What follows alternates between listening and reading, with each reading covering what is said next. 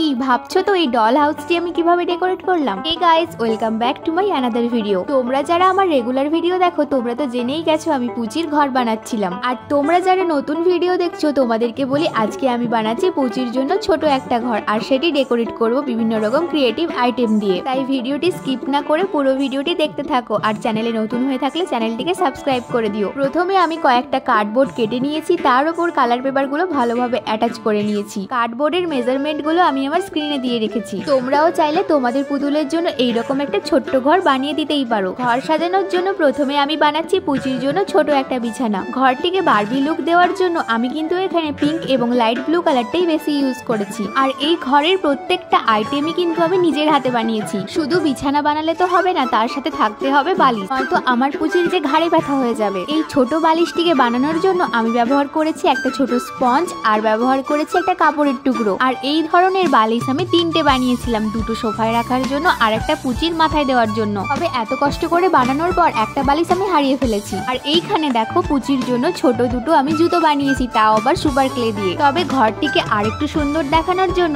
আমি এখানে দুটো জানালার পর্দা বানিয়েছি। চলো আমি যতক্ষণে জানালাটিকে রেডি করছি ততক্ষণে তোমাদের কমেন্ট গুলো নাম সহ রিড আউট করে নেওয়া যাক। বিনিতা বলেছে খুব সুন্দর হয়েছে দিদি, তোমার হাতের কাজ অপূর্ব, আমার তো খুব ভালো লাগে, তুমি এত কাজ কিভাবে বানাও দিদি? আমার নাম নিও বিনিতা। পুনম বলেছে দিদি আমি পুনম রায়, তোমার ভিডিও আমার খুব ভালো লাগে, তোমাকে দেখে আমি মাটির জিনিস তৈরি করি, আমি তত্ত্বসূচিটি ভেঙে গেছে বলে রং করিনি, সেটা বাদে। এছাড়া প্রণয়িতা, সুকন্যা, দিলরুবা, দীপ্তি, নানা, নুসরাত, আফরিন, সন্ধি, নমিতা, রোজা, সোনিয়া, উজ্জয়িনী, সুপ্রীতি, মরিয়ম, পিও, Takia, SD creation, GM, status সবাই নিজেদের নামগুলো মেনশন করেছে। তোমাদেরকে থ্যাংক ইউ কমেন্ট করার জন্য। আর দেখো এখানে আমি সুপার ক্লে দিয়ে একটা ছোট চেয়ার বানানোর চেষ্টা করছি। চেয়ারের পায়া বানানোর জন্য এখানে আমি টুথপিককে সমান 4টে ভাগে ভাগ করেছি এবং সেগুলোকে অ্যাটাচ করে নিয়েছি। এরপর এখানে আমি বানিয়ে নিচ্ছি একটা স্টাডি টেবিল, এবং মেজারমেন্ট গুলো আমি কার্ডবোর্ডের গায়ে ভালোভাবে লিখে দিয়েছি, তোমরা ওখান থেকে দেখে নিও। এবার কার্ডবোর্ডটিকে একটা গ্লু এর সাহায্যে ভালোভাবে জয়েন্ট করে নেব এবং তার উপর একটা হোয়াইট পেপার অ্যাটাচ করে দেবো।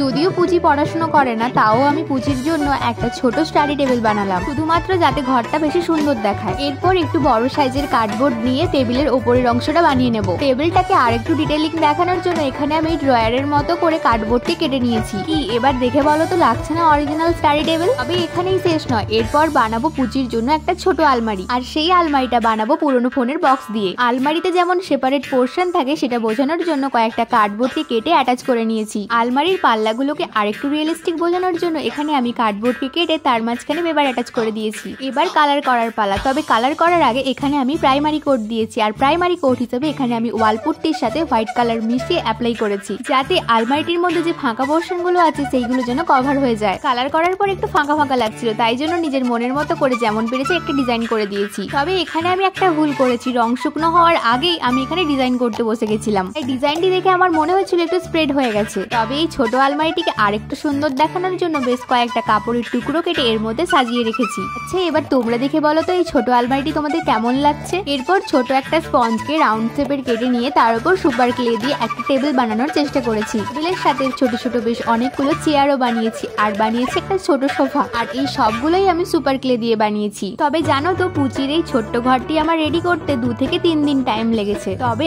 আমার বেশ মজাই লাগছিল। তবে ভেবেছিলাম একটা কিচেন সেট বানাবো, কিন্তু জায়গা হচ্ছিল না বলে সেটা স্কিপ করে দিয়েছি। তবে ইচ্ছে আছে পরের কোনো একটা ভিডিওতে তোমাদের সাথে কিচেন সেট শেয়ার করব। আর এখানে দেখো তোমাদের সাথে কথা বলতে বলতে পুচির জন্য ছোট সোফাটাও আমার বানানো হয়ে গেছে। সোফাটিকে আরেকটু রিয়েলিস্টিক বোঝানোর জন্য আমি এখানে সুপার ক্লের সাথে পাওয়া টুলস গুলো দিয়ে আরেকটু ডিটেল অ্যাড করে দিচ্ছিলাম। আর এখানে দেখো টেবিলটাকে ডেকোরেট করার জন্য এখানে আমি ছোট একটা ফুলের টব বানিয়ে নিচ্ছিলাম। আচ্ছা এবার তোমরা বলো তো এই টেবিল, চেয়ার এবং সোফাটি তোমাদের কেমন লাগছে? আর সবশেষে ওই ছোট টবটি আমি টেবিলের মাঝখানে বসিয়ে দিয়েছি। এরপর বেশ কয়েকটি ছবি আমি হাতে এঁকে নিয়েছিলাম যাতে ওয়ালটিকে ডেকোরেট করা যায়। ফ্রেমে রেখেছি পুচির ছবি, আর একটাতে রেখেছি কৃষ্ণার ছবি, সাথে বানিয়েছি একটা ওয়াল ক্লক। আর হ্যাঁ, আমি কিন্তু একটা ছোট বই এবং একটা ল্যাপটপও বানিয়েছি। সবকিছু বানানো হয়ে গেলে এবার এক এক করে অর্গানাইজ করার পালা। যতটা পেরেছি তোমাদের সাথে ডিটেল শেয়ার করার চেষ্টা করেছি। যদি তোমরা কোনো কিছু বুঝতে না পারো আমাকে কমেন্টে অবশ্যই মেনশন দিও। আর হ্যাঁ, সবশেষে বলি তোমাদের সবাইকে থ্যাংক ইউ, কারণ তোমাদের জন্য আজ আমার 50,000 সাবস্ক্রাইবার পূর্ণ হতে চললো। আমাকে এতটা ভালোবাসা এবং সাপোর্ট দেওয়ার জন্য তোমাদের সকলকে অসংখ্য ধন্যবাদ। আর নেক্সট কোন টপিকের ওপর তোমরা ভিডিও দেখতে চাও আমাকে কমেন্টে মেনশন করো। আর পুচির জন্য বানানো এই ছোট্ট ঘরটি তোমাদের কেমন লাগলো জানাতে কিন্তু একদম ভুলো না। তাহলে আজকে এই পর্যন্তই, দেখা হচ্ছে পরের পরের ভিডিওতে। Thanks for watching and stay tune with সিচারিয়া আর্টস।